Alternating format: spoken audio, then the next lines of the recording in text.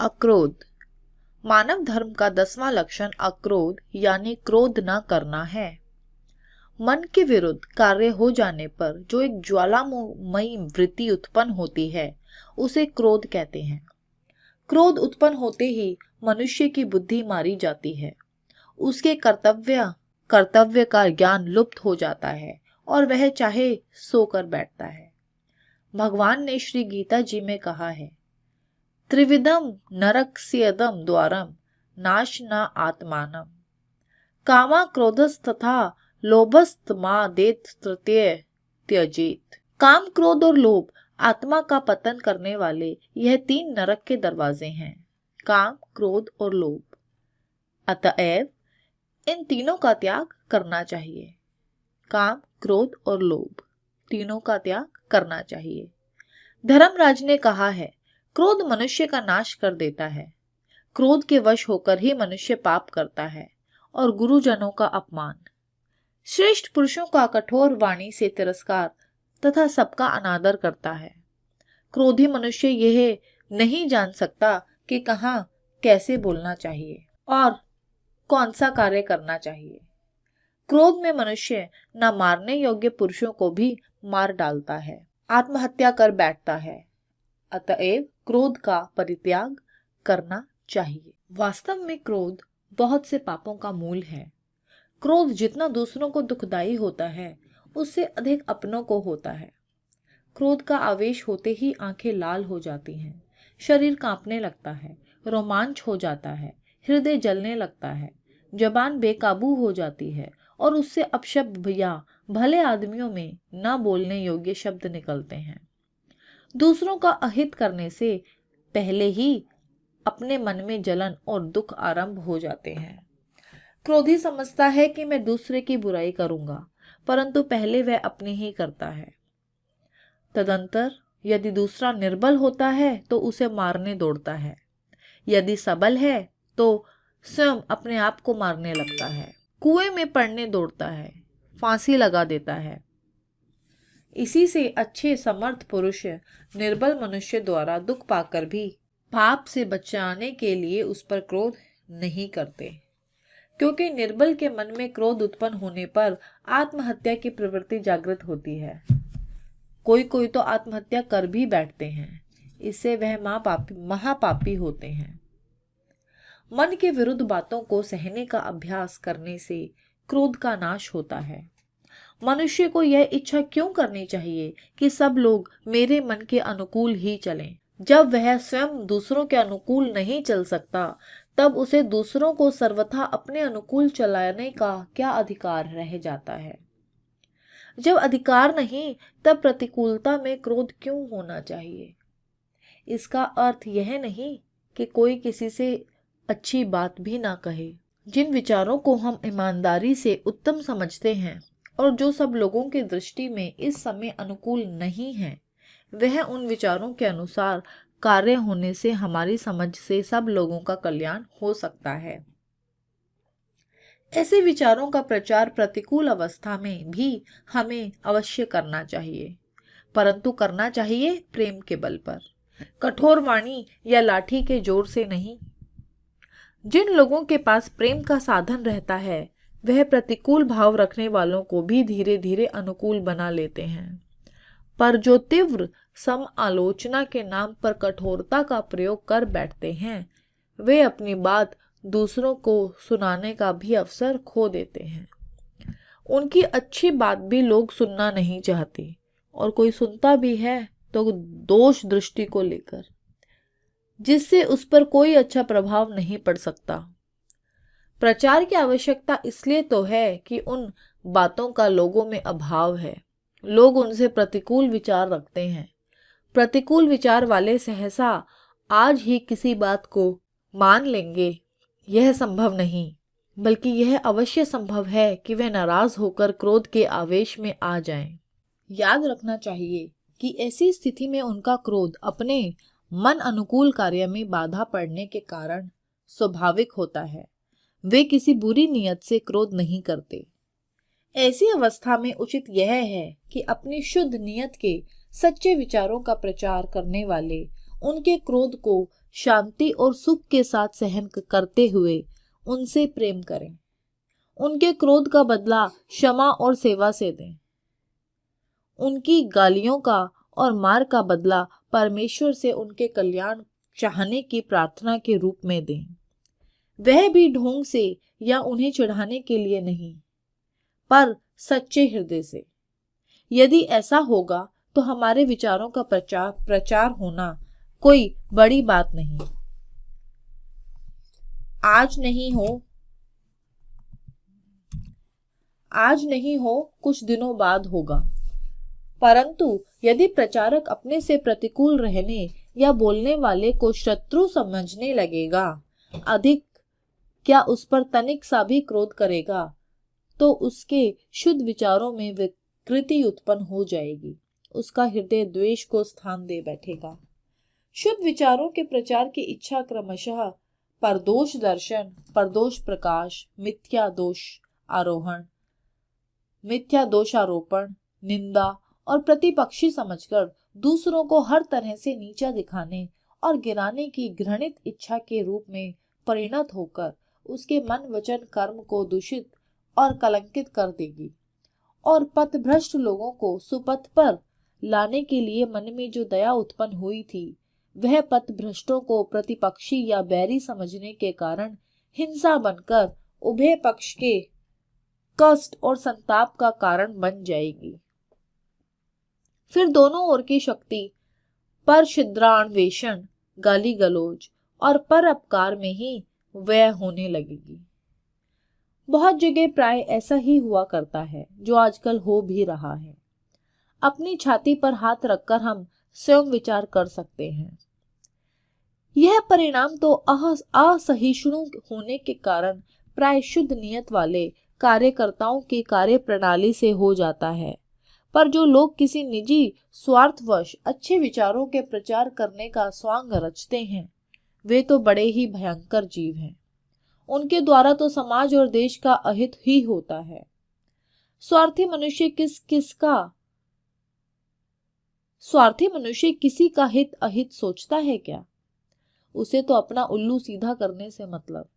अतएव शुद्ध नियत वाले पुरुषों को भी सहिष्णु अवश्य बनना चाहिए। उन्हें क्रोध का तो अधिकार ही नहीं है। फिर यह बात भी तो है कि वे जिस एक विचार को आज अपने सच्चे मन से लोकोपकारी समझते हैं, संभव है इसमें वे भूलते हों। प्रतिकूल विचार वालों की समझ ही ठीक हो। यह तो कोई कह ही नहीं सकता कि मुझसे कभी भूल नहीं होती। ऐसी अवस्था में बात बात पर क्रोध करके किसी बात को अपने पल्ले बांध लेना, आगे चलकर अपनी भूल समझ में आ जाने पर भी भूल का त्याग करने में बड़ी बाधा पहुंचाता है। कुछ लोग क्रोध को आवश्यक समझते हैं और उसका नाम तेज रख देते हैं, परंतु यह भूल है। हिंसा, क्रोध आदि दुर्गुण कभी आवश्यक नहीं हुआ करते। मनुष्य का स्वभाव वास्तव में क्रोधी नहीं है। मनुष्य ने इन पशु धर्मों को भ्रम से अपना लिया है, जिससे अपनी और दूसरों की बुराई होती है। वह वस्तु आवश्यक कैसे हो सकती है?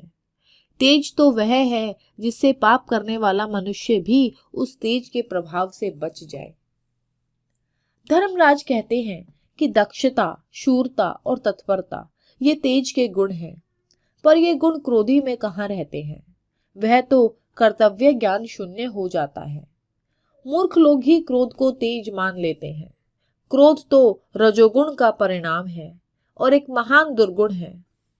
इस पर कुछ लोग कहेंगे कि क्रोध ना होगा तो संसार में पापियों को दंड मिलना बंद हो जाएगा, जिससे अनाचार, अत्याचार बढ़कर जगत में दुख का दावानल जला देंगे। चोर, डाकू, बदमाशों की संख्या बढ़ जाएगी। पर ऐसा कहने वाले यह नहीं समझते कि वास्तव में पापी या चोर, डाकुओं को पहचानना क्या क्रोधी का काम है? क्रोधरत पुरुष तो अपने आपत तक को पहचानना भूल जाता है, सगे माता पिता की पहचान खो देता है। वह पापी पुण्य आत्मा का निर्णय कैसे करेगा? उसके हाथ में दंड विधान होने पर तो वह उन्मत्त की भांति दोषी निर्दोषी सभी को दंड देने लगेगा। सत्य पर आरूढ़ खुशामद ना करने वाले भले लोग मर जाएंगे और खुशामदी दीन निष्ठुर लोग उसके तलवे चाटकर बच जाएंगे। न्याय और धर्म का नाश हो जाएगा। इसलिए न्याय का कार्य शांत, शिष्ट और विचारशील विवेकी पुरुष के जिम्मे रहता है, ना कि क्रोधी के।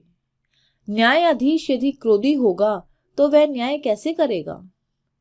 और जो दंड न्याय रहित केवल क्रोध या क्रोध जनित द्वेष, हिंसा या प्रतिहिंसा से प्रेरित होकर दिया जाएगा, वह अन्याय युक्त दंड तो पाप, ताप, अनुताप और अशांति को बढ़ाने वाला ही कारण होगा। इसे दंड देने में क्रोध की आवश्यकता सिद्ध नहीं होती। फिर क्या दंड से ही अपराध मिटते हैं? क्या यह सत्य नहीं कि एक बार पथ भ्रष्ट होकर किसी प्रकार पाप आचरण करने वाले मनुष्य को समाज या राज्य ने दंड दे देकर ढीठ, निरंकुश और भयानक पापों का अभ्यासी बना दिया है। दंड के स्थान पर यदि प्रेम होता तो शायद जगत में इतने अपराधों और पापों की सृष्टि ही नहीं हुई होती।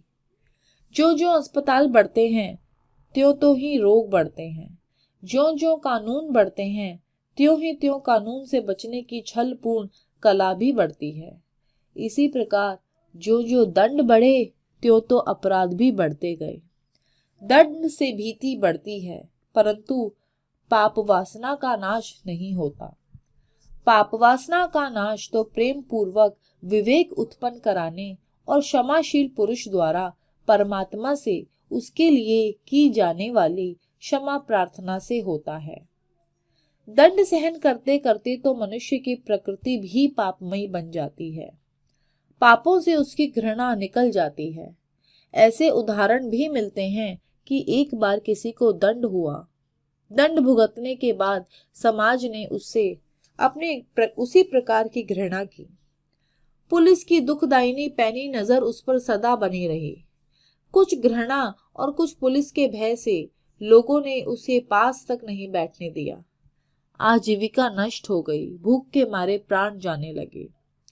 बुभुक्षित किम ना करोति पापम। कोई उपाय ना देखकर किसी तरह पापी पेट के लिए कुछ रोटियां तो मिल जाएं, यह सोचकर किसी भी बहाने उसे जेल जाना उचित समझा और कोई ऐसा अपराध किया जिससे वह जेल चला गया। यूं होते होते वह महान अपराधी और जेल का कीड़ा बन गया। समाज ने घृणा ना की होती, राज्य ने व्यर्थ ना सताया होता तो उसका जीवन सुधरना संभव था। सभी अपराधी जन्मगत पापी प्रकृति के नहीं होते। कुसंगवश या परिस्थिति में पड़कर पाप करने वाले ही ज्यादा अधिक होते हैं। उनका जीवन शुद्ध बनाए रखने की जिम्मेवारी समाज पर है और यह काम अक्रोधी पुरुष ही कर सकते हैं। अक्रोध का अर्थ कायरता नहीं है। इस विषय में क्षमा के प्रकरण में बहुत कुछ लिखा जा चुका है, फिर से दोहराने की आवश्यकता नहीं। पर यह याद रखना चाहिए कि क्रोध का दमन किए बिना मनुष्य ना तो स्वयं सुखी हो सकता और ना ही उसके द्वारा समाज या देश का ही मंगल संभव है।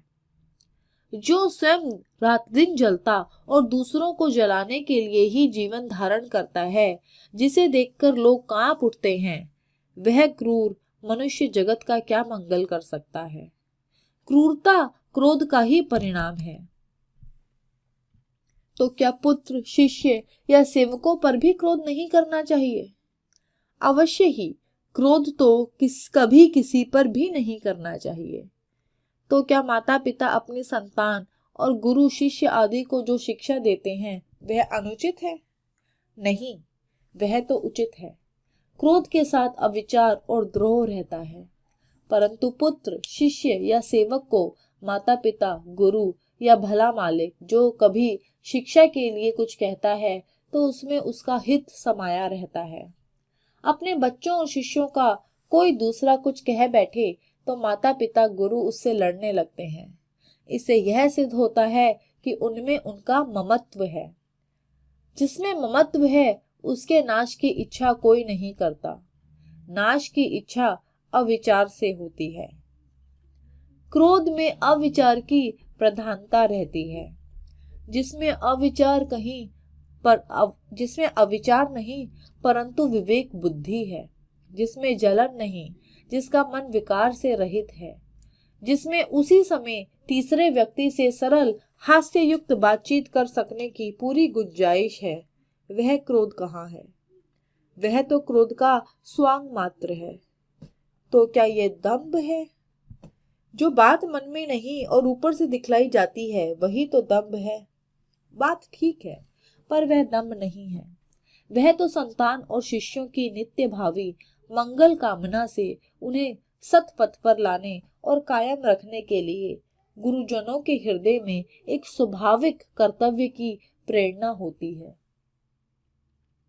जो संतान और शिष्य आदि को क्रोध रूप में दिखने पर भी असल में क्रोध नहीं परंतु रोग नाश के लिए दी जाने वाली कड़वी दवा के सदृश्य कठोरता से आच्छादित एक स्नेहपूर्ण कोमल वृत्ति की क्षणिक भयावनी क्रिया होती है। यदि वास्तव में क्रोध हो तो उससे अनर्थ ही संभव है, चाहे वो किसी पर भी हो। नौकरों के प्रति तो क्रोध करने का कोई अधिकार ही नहीं है। वह हमसे गरीब हैं, उनके पास अर्थ का संकोच है, इसलिए वो हमारी नौकरी करते हैं। उनको किसी तरह अपने से छोटा या हीन नहीं समझना चाहिए। इसका यह मतलब नहीं कि नीति छोड़कर नौकरों से काम ना कराएं या उन्हें सर चढ़ा लें। मतलब यही है कि उनके साथ योग्यता अनुसार मित्र या शिष्य के या संतान के प्रति जैसा वर्ताव करना चाहिए, वैसा ही प्रेमपूर्ण बर्ताव नीति को सदा साथ रखते हुए करना चाहिए। परमार्थ के मार्ग में तो क्रोध एक महान प्रबल शत्रु है। जब तक क्रोध है तब तक परमार्थ में उन्नति लाभ करना बहुत ही कठिन है। जहां मन की जरा सी प्रतिकूलता सहन करने की शक्ति नहीं, वहां पारमार्थिक उन्नति की आशा कहां से की जाए। क्रोध ऐसी आग है जो सारे शरीर में ज्वाला फूंक देती है। जिसका शरीर मन क्रोध अग्नि से धधक उठता है, उससे परमात्मा का भजन कब संभव है। एक जिज्ञासु किसी संत के पास गया और उनसे प्रार्थना की कि महाराज, मुझे भगवान के दर्शन हो ऐसा उपाय बतलाइए। संत ने पूरे 1 वर्ष तक एकांत में बैठकर निरंतर भजन करने की आज्ञा दी और कहा कि वर्ष पूरा हो उस दिन मन को मारकर नहा धोकर मेरे पास आना। जिज्ञासु भजन करने लगा। संत की कुटिया में एक भंगी झाड़ू देने आया करता था। वर्ष पूरा होने के दिन संत ने उससे कहा कि अमुक स्थान पर एक मनुष्य बैठा भजन करता है। जब वो नहाने लगे तब उसके पास जाकर झाड़ू से धूल उड़ाना। भंगी ने ऐसा ही किया। जिज्ञासु क्रोध में भरकर मारने दौड़ा और बोला कि दुष्ट, तूने मुझे अपवित्र कर दिया। तदंतर वह फिर से नहाकर संत के पास गया और बोला, प्रभो, 1 वर्ष पूरा हो गया, अब तो भगवान के दर्शन होने चाहिए। संत ने कहा, भाई, तेरा मन अभी मरा कहाँ है? अभी तक तो तू सांप की तरह काटने दौड़ता है। जा, साल भर फिर भजन कर और मन को मार। जिज्ञासु ने फिर 1 साल तक भजन किया। दूसरा वर्ष पूरा होने के दिन संत ने उसी भंगी से फिर कहा कि आज वह नहाकर उठे तो उसके शरीर पर झाड़ू छुआ देना। भंगी ने वही किया। इस बार जिज्ञासु मारने तो नहीं दौड़ा, परंतु 2-4 कड़वी मीठी सुनाकर उसने भंगी का तिरस्कार किया और फिर से नहाकर संत के पास गया तथा भगवान दर्शन के लिए प्रार्थना की। संत बोले, जिज्ञासु, अभी तक तेरा मन रूपी सर्प फुफकार मारता है। इसके मरे बिना भगवान कैसे मिले? जा, 1 साल फिर साधना कर। देख, इस बार परीक्षा में उत्तीर्ण नहीं हुआ तो फिर तुझे भगवान नहीं मिलेंगे। जिज्ञासु अब की बार बड़ी दृढ़ता से आसन पर बैठा। साल पूरा होने के दिन संत ने भंगी से कहा कि भाई, आज तू जाकर उसके नहाकर उठते ही कूड़े की टोकरी उसके माथे पर डाल देना। भंगी ने ऐसा ही किया। जिज्ञासु क्रोध की को जीत चुका था। उसने भंगी को प्रणाम किया और सच्ची दीनता से बोला, भाई, तूने मेरा बड़ा उपकार किया। तू ऐसा ना करता तो मैं क्रोध के चंगुल से कैसे छूटता। तुझे धन्य है।